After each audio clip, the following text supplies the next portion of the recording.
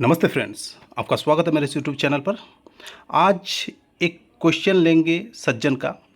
उन्होंने कमेंट किया है कि सर हम लोग as a retail investor 9 to 5 job करते हैं और थोड़ा बहुत जो सैलरी से बचता है या बिजनेस से बचता है उसको मार्केट में निवेश करना चाहते हैं और निवेश करते भी हैं। ऐसे में 9 to 5 जॉब करते हुए डायरेक्ट इक्विटी मार्केट में निवेश करना कैसे स्ट्रैटेजी रहेगा, सही टाइम में एग्ज़िट या एंट्री ये लेना मुश्किल हो जाता है। कौन सा वो स्टॉक होना चाहिए या कोई और तरीका हो सकता है जो स्मूथ रहे वेल्थ क्रिएशन जर्नी का। तो फ्रेंड, इसी क्वेश्चन को एड्रेस करते हुए मैं कुछ सिनेरियो आपको बताऊंगा। आप देखिए, ये मेजर ऑफ द इंडिविजुअल का यही प्रॉब्लम रहता है कि वेल्थ क्रिएशन हर कोई करना चाहता है लेकिन रिस्क प्रॉपर मैनेज नहीं कर पाते, रिस्क ले नहीं पाते। इक्विटी मार्केट में आप जितना ज़्यादा रिस्क लेंगे उतना ज़्यादा आपको रिटर्न मिलेगा। एक सज्जन पूछता है सर 10 लाख रुपया है, 10 लाख रुपया से क्या करोड़ों का सपना हम पूरा कर सकते हैं इक्विटी मार्केट में? तो उस क्वेश्चन को भी एड्रेस करने का कोशिश करूंगा। फ्रेंड, बने रहिए हमारे साथ। चैनल पे नए आए हैं तो चैनल को लाइक, शेयर एंड सब्सक्राइब करके चलिए ताकि आने वाला हर वीडियो का नोटिफिकेशन आपके पास टाइम ले आए और ऐसे इन डेप्थ एनालिसिस का फ़ायदा उठा पाए और अकॉर्डिंगली काम काज कर पाए। तो फ्रेंड्स, जैसे मैंने कहा आपको इक्विटी मार्केट में आपको समझना है कि आप जितना ज़्यादा रिस्क लेंगे, micro cap, small cap, SME stock, lot वाला स्टॉक, यहाँ पे आप जाएंगे तो आपको हो सकता है कुछ अच्छा स्टॉक आपको मिले कि भर भर के रिटर्न आपको देगा और कहीं आपका पैसा भी ब्लॉक हो सकता है, डूब सकता है ना। तो एज ए रिटेल इन्वेस्टर आपका पूंजी अगर 2 लाख, 4 लाख, 5 लाख, 10 लाख है तो आप डायरेक्ट ऐसे निवेश ना करें। ये बहुत ही ज़्यादा रिस्क वाला काम हो जाता है, जोखिम वाला काम हो जाता है। आपको डायरेक्ट इक्विटी में काम करना है तो पहले एक लार्ज कैप का पोर्टफोलियो बनाइए। वहाँ large cap, mid cap, small cap बराबर एलोकेट करके एक पोर्टफोलियो डाइवर्सिफाइड करके आप कामकाज कर सकते हैं। उसमें भी आपको quality stock like Bajaj finance, Asian paint, अपना सेक्टर का दिग्गज स्टॉक, मार्केट लीडर स्टॉक, उनको चुनिए। 8-10 कंपनी, 20 कंपनी मैक्सिमम, और मोर देन 5%, 10% करके एलोकेट करके देंगे तो एक अच्छा खासा बढ़िया पोर्टफोलियो आप हो जाएगा। ये भी स्ट्रैटेजी है। कोई तो रिस्की इन्वेस्टर होता है कि मैंने ओनली 2 स्टॉक लेना है, 3 स्टॉक लेना है, 4 स्टॉक, मैक्सिमम 5 स्टॉक में और डाल देना है 2 लाख, 5 लाख एक एक स्टॉक में। तो ये बहुत ही ज़्यादा कन्विक्शन होना चाहिए स्टॉक का ऊपर आपका कि अगला 5 साल में, 10 साल में स्टॉक ग्रो करेगा, 10 टाइम होगा, 5 टाइम होगा, तभी आपका कैपिटल जो है वो ग्रो होगा। नहीं तो आपका कैपिटल अगर ऊपर नीचे होता रहा तो ब्लॉक हो जाएगा और आपको रिटर्न मिलेगा नहीं, आप इरिटेट हो जाएंगे और निवेश से निकल जाएंगे। तो ऐसे में एज ए रिटेल इन्वेस्टर आप एक पैसिव इनकम क्रिएट कर सकते हैं। वो भी मिनिमम 26% आपको रिटर्न कमाना है तो कोई दिक्कत नहीं। 26% कमाने के लिए आपको ज़्यादा सर खपाना भी नहीं है मार्केट में। म्यूचुअल फंड सही है, ये इसका ही एक नारा है जो चल रहा है अभी।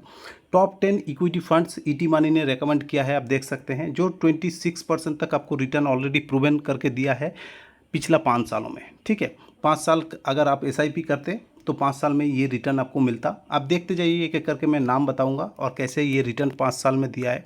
जबकि पिछला परफॉर्मेंस गारंटी नहीं होता है कि आगे जाके आपको सेम रिटर्न मिलेगा, लेकिन आपको एक रोड मैप पता चल जाएगा कि हाँ, यहाँ पैसा बनता है, इतना रिटर्न मिलता है, तो पॉसिबिलिटी बन जाता है कि रिटर्न आगे भी मिलेगा। तो फ्रेंड्स, ये नाम देखिए आप, पारंपरिक फ्लेक्सी कैप फंड, यहाँ 26% से भी ज़्यादा आपको 5 साल में रिटर्न दे रहा है।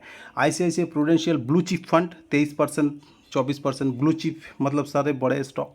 टाटा स्मॉल कैप फंड 35% का सीएजीआर से ग्रो किया है पिछले 5 साल में। Canara Robeco blue chip equity 20% से ऊपर रिटर्न दिया हुआ है। HDFC mid cap opportunity fund 33-34% से रिटर्न आपको दिया है। देन फ्रेंड, आप देख सकते हैं Nippon India multi cap fund 32% का ऊपर 33% से रिटर्न दिया है। कोटक इमर्जिंग इक्विटी फंड 30% का ऊपर आपको रिटर्न दिया हुआ है। ICICI prudential equity debt fund 26% से रिटर्न दिया हुआ है। कनाडा रोबेको स्मॉल कैप 35% से आपको रिटर्न दिया हुआ है। PGIM India mid cap opportunity fund, ठीक है, 28% से ग्रो हुआ है। तो यहाँ से आप समझ सकते हैं फ्रेंड्स कि मार्केट में म्यूचुअल फंड में रिटर्न बनता है। ठीक है, ये चीज़ आपको क्लियर हो गया। रिटर्न बनेगा क्योंकि पिछला भी बना है और आगे भी जाके बनेगा। हो सकता है जो 35%, 33% इतना ना दे, लेकिन अगर मिनिमम से मिनिमम गिरी हालत में भी आप 26% कमा सकते हैं तो 26% अगर CAGR कमाते हैं ना फ्रेंड्स, तो 3 साल में पैसा होता है आपको दुगना, और 10 साल में 10 गुना, और 20 ईयर्स में 100 गुना। इसको आप लिख के रखिए। ये अभी आपका कैपेबिलिटी के ऊपर डिपेंड कर रहा है कि आप कितना निवेश कर सकते हैं। ठीक है, अगर एक मिनिमम सिनेरियो में पकड़ के चल रहा हूँ कि ये 10,000 आप स्पेयर कर सकते हैं, एक फंड में ना निवेश करिए, एक स्मॉल कैप ले लीजिए, एक मिड कैप ले लीजिए। ठीक है, बेहतरीन है। स्मॉल कैप का आपको अल्फ़ा भी मिलेगा और मिड कैप का आपका बीटा भी मिलेगा। ठीक है, तो फ्रेंड मंथली स्पेंड इन्वेस्टमेंट हम 10,000 मान के चलते हैं और 26% CAGR का रिटर्न, और देख सकते हैं 13 साल में आपका जो निवेश बनता है, ये निवेश बनता है 16 लाख से भी कम, 15,60,000, और 1 करोड़ का जो अमाउंट है इसको आप अचीव कर पा जाते हैं। तो ओनली 13 साल अगर आप शिद्दत से निवेश करते रहेंगे SIP मोड में, तो 1 करोड़ का जो रकम है आप अचीव कर लेंगे। 1 करोड़ 13 लाख, 15 लाख आपको माइनस कर देंगे तो 1 करोड़ प्लस कर देंगे तो 1 करोड़ 28 लाख तक आपका कॉर्पस बन जाएगा। हालांकि ये बात अलग है कि उसका उसी टाइम में 1 करोड़ का कितना वैल्यू रहेगा, लेकिन जो करोड़ों का टारगेट है वो पूरा हो जाएगा। देन फ्रेंड्स 15 साल अगर आप निवेश करते हैं, बाकी सेम सिनेरियो 10,000 और 26%, बस मैं ईयर चेंज कर दिया आपके लिए। ईयर में आप देख सकते हैं कितना ड्रास्टिकली ये चेंज हो जाता है। निवेश हो जाता है 18 लाख और आपका टोटल पोर्टफोलियो बन जाता है 2 करोड़ का ऊपर, 2 करोड़ 18 लाख। ठीक है, तो ये होता है कंपाउंडिंग का इफेक्ट। देन उसका 5 साल और निवेश करते हैं 20 ईयर्स तक। 20 ईयर्स में देखिए अगर आप 24 लाख निवेश कर रहे हैं, इस केस में आपको 8 करोड़ तक का अमाउंट दिखने को मिल जाएगा। देन 25 ईयर्स तक कोई निवेश करके चल सकते हैं, तो आपका निवेश बनता है टोटल 30 लाख, और इस केस में आपको पोर्टफोलियो बन जाता है 30 करोड़ का आसपास। समझ रहे हैं, 30 लाख से 30 करोड़। तो ये पॉसिबल है इक्विटी में और म्यूचुअल फंड से, आप डायरेक्ट भी नहीं कर रहे हैं। ठीक है, और 30 साल फ्रेंड अगर आप निवेश कर पाएँ तो 30 साल में आपका ये 100 करोड़ का जो गोल है ये भी अचीव हो सकता है। तो ये भी पॉसिबल है कि 10 लाख से या 10,000 का SIP से आप करोड़ों का अचीवमेंट कर सकते हैं। हाँ, ये बशर्ते ये बात है कि आप कितना टाइम दे सकते हैं, ये आपका ऊपर डिपेंड कर रहा है। किसी के पास 10 साल होगा, किसी के पास 20 साल होगा, किसी के पास 30 साल भी होगा, जो अभी कम उम्र वाले हैं, तो डेफिनेटली उनके पास एक अच्छा खासा निवेश का मौका मिल जाता है। किसी के पास अगर लमसम भी पड़ा है 10 लाख और वो 10 साल के लिए निवेश कर सकते हैं 26% CAGR से, तब भी उनका जो 1 करोड़ का है अमाउंट, ये भी अचीवेबल है। 10 साल और 10 लाख और 1 करोड़ का अमाउंट आपको बन जाता है। ठीक है फ्रेंड्स, देन आप देख सकते हैं अगर इसी केस में अगर 15 साल आप निवेश कर पाते हैं, वन टाइम निवेश कर दिया आपने 10 लाख, 15 साल होल्ड किया, तो 3 करोड़ तक का अमाउंट आप इसको बना सकते हैं।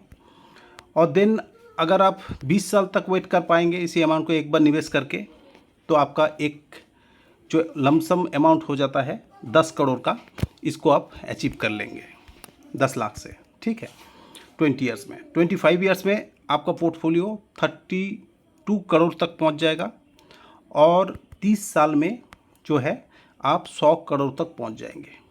तो ये क्या कुछ ज़्यादा ही एक्सपेक्टेशन है? आप नीचे कमेंट कीजिए फ्रेंड्स। 26% CAGR ऑलरेडी प्रूव करके दिया है, आपने देखा कि 5 साल में दिया है। आने वाला 10 साल, 20 साल, 30 साल ग्रो और भी ज़्यादा करेगा। इतना नहीं देगा तो इससे तो ज़्यादा ही देगा। कुछ फंड मैंने आपके लिए चूज़ किया फ्रेंड्स, आप देख सकते हैं ये सारे बढ़िया फंड है। मिड कैप सेक्टर का अपना दिग्गज सारे 30 मिड कैप स्टॉक को मैंने सिलेक्ट किया, उसमें से बेहतरीन जो मेरे को लगा, बेहतरीन में 5 आपका पास निकाल के लाया। मोतीलाल ओसवाल का मिड कैप डायरेक्ट प्लान, इसका शार्प रेशियो 2.2। शार्प रेशियो मतलब फंड कितना ज़्यादा रिस्क लेता है आपका रिटर्न बनाने के लिए, मिनिमम 1 होना चाहिए, 1 से ज़्यादा है तो बेहतर है।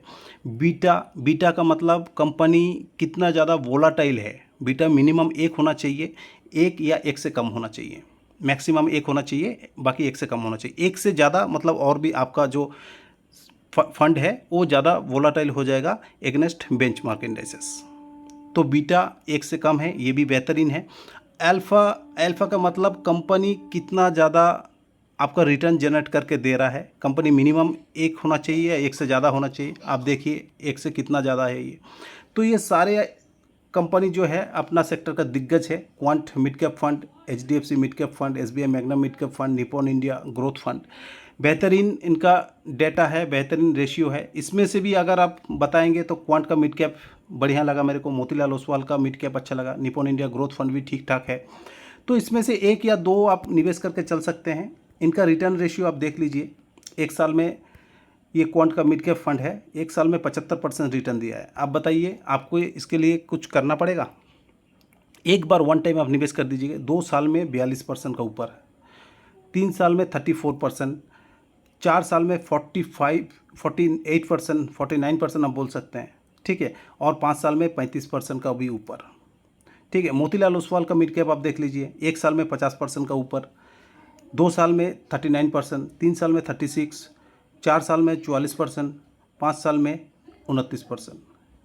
निपॉन इंडिया का ग्रोथ फंड देख लीजिए, एक साल में 55% का ऊपर, देन 2 साल में 37%, 3 साल में 29%, 4 साल में 41%, 5 साल में 26% का ऊपर।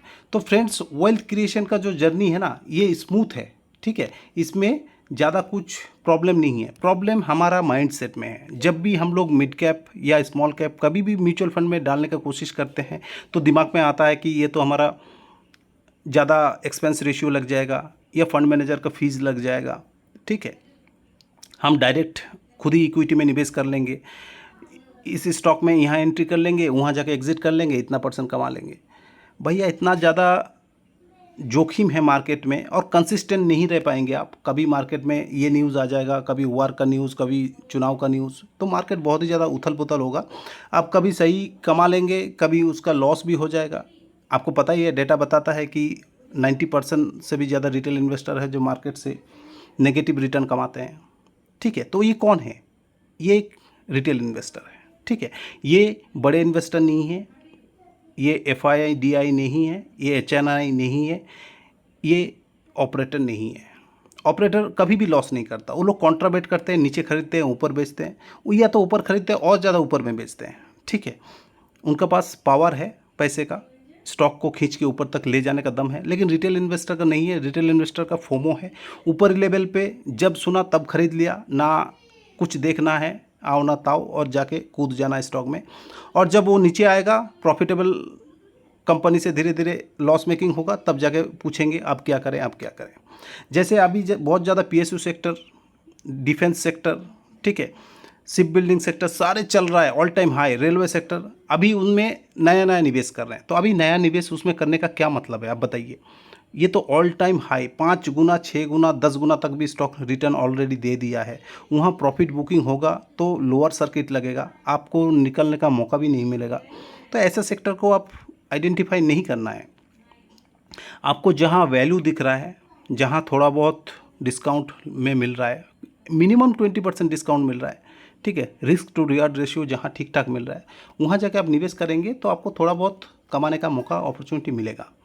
तो फ्रेंड, ऐसे ही अगर आप इक्विटी में डायरेक्ट निवेश करते हैं तो करिए, कोई दिक्कत नहीं है। लेकिन एक पोर्टफोलियो का एक पार्ट म्यूचुअल फंड में भी लगाइए, ताकि आपका SIP चलते रहे, या लमसम करना है तो लमसम चलते रहे। एक वन टाइम कर देंगे आप तो आपका बुढ़ापा का वो सहारा बन जाएगा।